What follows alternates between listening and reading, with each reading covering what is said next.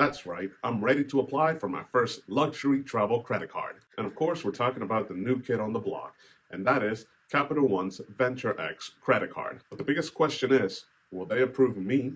Let's find out. Welcome back to Tito's Financial Corner, where we talk about credit cards, points and miles, as well as travel. Today, I'm going to be applying for the famed Venture X credit card from Capital One, and we'll see if I can get approved for this credit card. There's quite a few different credit card content creators on YouTube that have tried to apply for the credit card and have been denied for no good reason, to be honest with you guys. And we'll also touch on the data points that I currently have as I'm about to apply for this credit card, how I'll be utilizing this credit card if approved, and we'll also answer other questions along the way. If you want to skip directly to the application process, then go ahead and click on this time right here. But with that being said, let's go ahead and cover a couple of different questions so you guys know where I'm standing as I'm about to apply for this credit card. The very first question that would come to mind is, Tito, why are you applying for a luxury travel credit card? And the answer to that is simple. I just landed a new job that will require me to travel on a more frequent basis. I will either be traveling once a month or 2 to 3 times every single quarter. So with that being said, I do need some additional benefits like TSA PreCheck. I don't currently have it because I don't really see a benefit of it since I used to only travel once and maybe twice a year. But now that I'll be traveling on a more frequent basis, I would definitely need to have TSA PreCheck. And also the second reason, and probably the most important to be honest with you guys, is the fact that I definitely want to have airport lounge access to be able to relax and enjoy my time while I'm waiting for my next flight. So I definitely want to have that access for sure. The next question would be, why the Venture X credit card? There were 3 different credit cards that I was looking to apply for my first luxury travel credit card. And obviously, they were the American Express Platinum card, the Chase Sapphire Reserve card, and the aforementioned Venture X credit card from Capital One. And the reasons that I selected the Venture X credit card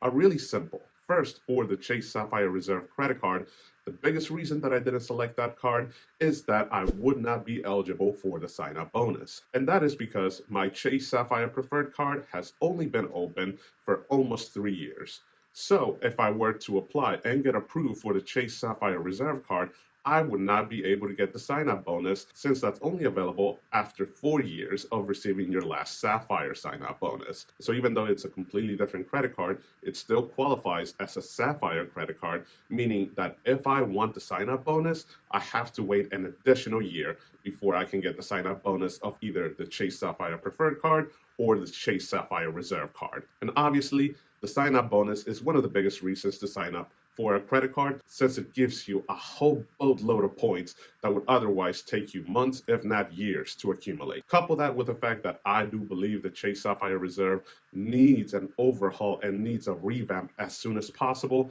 made this decision easy as far as not selecting the Chase Sapphire Reserve card. And then we get to the Amex Platinum card, which, by the way, I have to say, definitely provides the best overall airport lounge access out of any and all credit cards out this moment. But with that being said, the biggest reason that I didn't select this credit card is that I don't really believe I'm there yet to get the Platinum card.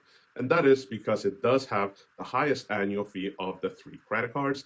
And while yes, there are some great credits that you can utilize, in my view, it just seems almost like a part-time job in your end that you have to make sure that you utilize those credits if you want to make the effective annual fee as low as possible or even 0. Whereas with a Venture X credit card, there is one credit that really needs a requirement on your end in order to get that credit. Whereas the second credit, the anniversary bonus, you just get that by holding onto the card for a whole year. With that being said, the Venture X card checked off all of the boxes. It has the lowest annual fee of the 3 cards.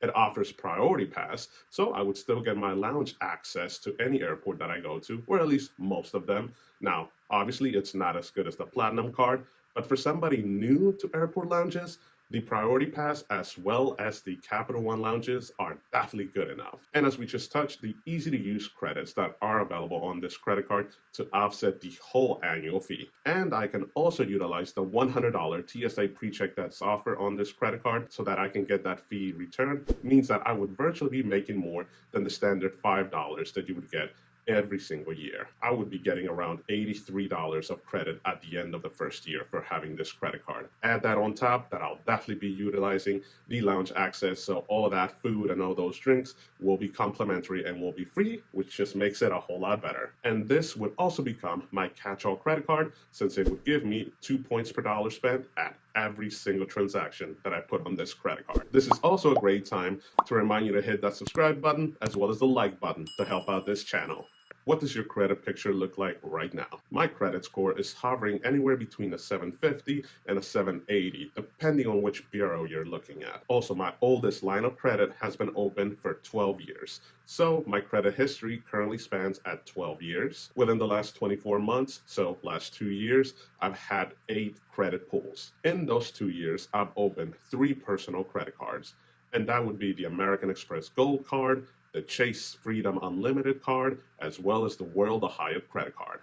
I've also opened 2 business credit cards, the Chase Ink Business Cash Card, as well as the Chase Ink Unlimited credit cards, and I've also financed my new vehicle. So I've definitely been utilizing my credit within the last 2 years, at least in my view. With that being said, the last time that my credit was pulled was back in October of 2023. So that was 4 months ago when I had applied for the World of Hyatt credit card. And the last thing that you need to know is that I don't currently have any kind of relationship with Capital One.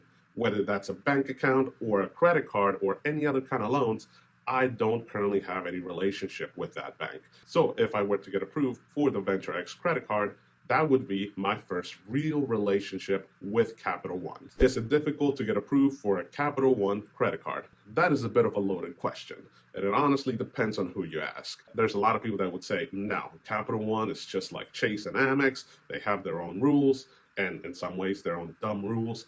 So no, they're not different than the other banks. Whereas with other people, they would definitely tell you that they have some stringent rules and that yes, it is difficult to get approved for a credit card with Capital One. And the reason that they say that is that unlike Chase and Amex, when Capital One pulls your credit, they pull your credit from all 3 different credit bureaus. Whereas with Chase and Amex, they will usually only pull your credit from one of the 3 bureaus. And other unwritten rules is that you cannot have more than 2 credit cards at a time from a specific family, meaning that you can't have more than 2 Quicksilver credit cards, more than 2 Saver credit cards, or more than 2 Venture credit cards. Another unwritten rule that Capital One has is that they will only give you a new credit card every 6 months, whether that's a personal credit card or a business credit card.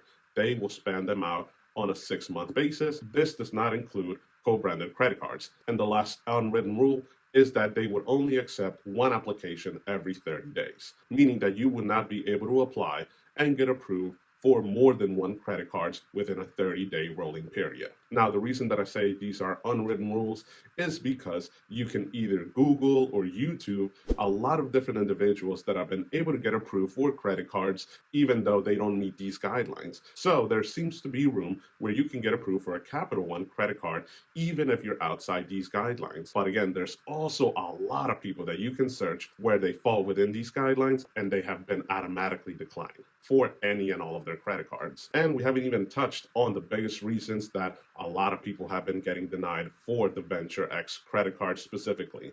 And that is if they open a lot of new and recent credit lines within the last 6 months. You can actually YouTube quite a few different content creators where they've applied and they have perfect credit score, and the only reason that they got denied is because they've applied for and probably got approved for quite a few different credit cards within the last 6 to 12 months. And unfortunately, this seems like a rule that you can't really get around with. And that's the one rule that kind of has me a little scared, to be honest with you guys. I just don't know what's the magic number for Capital One. Is it 2, 3, 4, 5, 6, or even more? How many credit card applications or lines of credits does Capital One deem to be too many before they will automatically decline you, even if you have a perfect credit score? But nonetheless, like I said, I definitely need to have those benefits like TSA PreCheck as well as Priority Pass, which means that I'm just going to go ahead, roll the dice, and see if I can get approved. With that said, let's go ahead and get started with the application process. Since this is my first Capital One application / credit card, I am going to have to manually input all my information. The information you would need here would definitely be your first and last name, your date of birth, as well as your social security information, as well as if you're a US citizen. So let me go ahead and fill that in so we can move on to the next section. In the next screen, you would have to put in your contact information, such as your address, as well as your email address and best phone number to contact. Then we would get into the financial information, where you would have to put in your employment status, whether that's employed, self-employed, retired, or any other option that you might have, the total annual income that you bring in, your monthly rent or mortgage payment. You would also have to put in if you have any bank accounts. The other question that they ask, which is a bit different that I haven't really had to deal with in the past, is how often do you carry a balance on a personal card? On the next screen, we're going to be asked if we want to add any additional card holders, and this would definitely be beneficial if you're adding a player too, since they would also get their own priority pass access, as well as having 2 additional guests that they can bring in for free. But at this moment, I am not going to be adding any additional card holders yet. I will probably be adding my wife here in the near future, but not today. Then on the next screen, we really just get into the important disclosures, and we just have to click that we've read all of this good information, and then let's go ahead and apply. Look at that. It seems like I'm getting ahead of myself.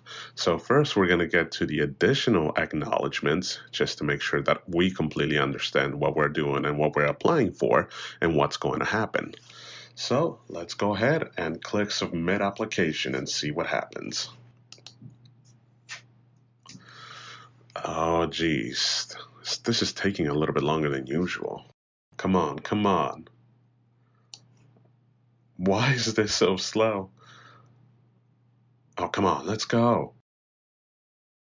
Ooh, nice. That had me scared, I'm not gonna lie. That took longer than any other credit card application that I've applied for before. But nonetheless, I'm happy that I got approved. I'm happy that I'm gonna get the Venture X credit card with all of its great benefits and perks. And obviously, once I receive that card, I will definitely go ahead and have a video out for you guys, just so that we can go through that unboxing.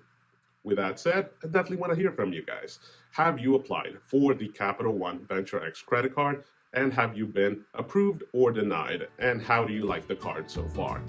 With that being said, if you found any information useful during this video, please hit that subscribe button as well as the like button. Thank you, and I hope to see you in the next one.